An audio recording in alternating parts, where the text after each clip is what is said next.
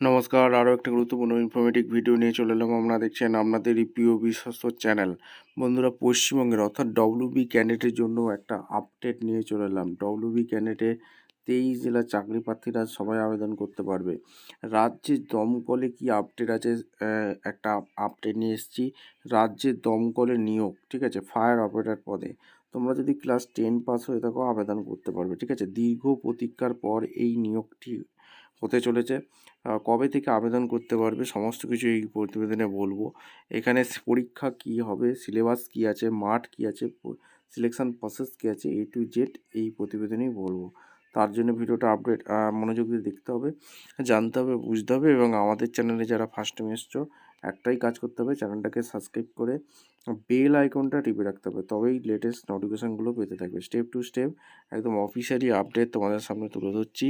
ভিডিওটা না স্কিপ করে মনোযোগ দিয়ে দেখতে থাকবে, জানতে থাকবে, বুঝতে থাকবে এবং আবেদনগুলো করতে থাকবে। কিভাবে কি আবেদন করবে স্টেপ টু স্টেপ দেখাচ্ছি, দেখে নাও। একটা আর্টিকেলে কি বলেছে আগে তোমাদের সামনে তুলে ধরছি, তারপর সিলেবাস বিস্তারিত বলবো। এখানে কি বলেছে, দীর্ঘদিনের কর্মী সংকট কাটতে চলেছে রাজ্যের দমকল বিভাগে। বীরভূম রামপুরহাটে এক অনুষ্ঠানে দমকল মন্ত্রী সৃজিত বসু ঘোষণা করেছেন প্রায় 1300 শূন্য পদে শীঘ্রই নিয়োগ আসছে। এর মধ্যে 1000 পদ ফায়ার অপারেটর ও 300 পদে চালকের জন্য।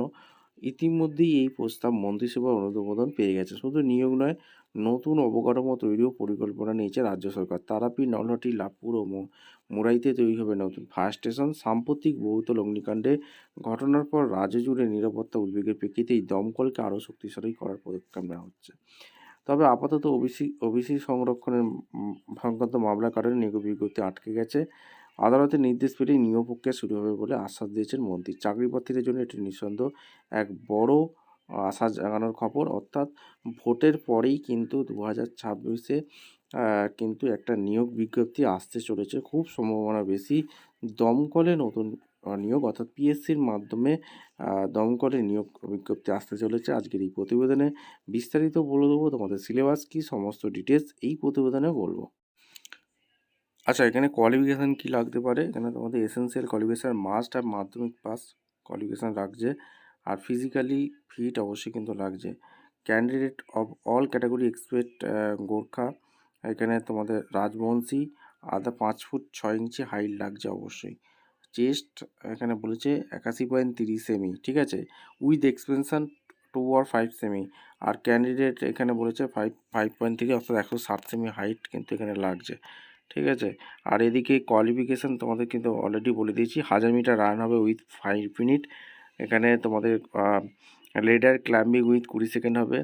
রান আপ হবে, এখানে হাই জাম্প হবে 1.22 মিটার, ঠিক আছে। রোপ হবে, rope climbing using only hand within 60 second. আর এখানে কোয়ালিফিকেশান তোমাদের কিন্তু অবশ্যই ডিজেবল কোয়ালিফিকেশান বলেছে, ঠিক আছে। এখানে সমস্ত কিছু এইগুলো তোমরা কিন্তু চেক আউট করে নেবে, ঠিক আছে।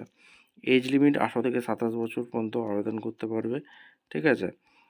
নোটিফিকেশান খুব শীঘ্রই আসতে চলেছে। যখনই নোটিফিকেশান অফিসিয়াল আপডেট আসবে তখনই তোমাদের আজকে ভিডিও করে তোমাদের কিন্তু জানিয়ে দেবো, ঠিক আছে। নোটিফিকেশান এখনও আসেনি, ঠিক আছে। তোমাদের একটা ধারণা দিয়ে দিলাম, এরকম কিন্তু সিলেবাস আসবে এবং ফায়ার অপারেটরের ভ্যাকেন্সি এবং ড্রাইভারের ভ্যাকেন্সি আসতে চলেছে, ঠিক আছে।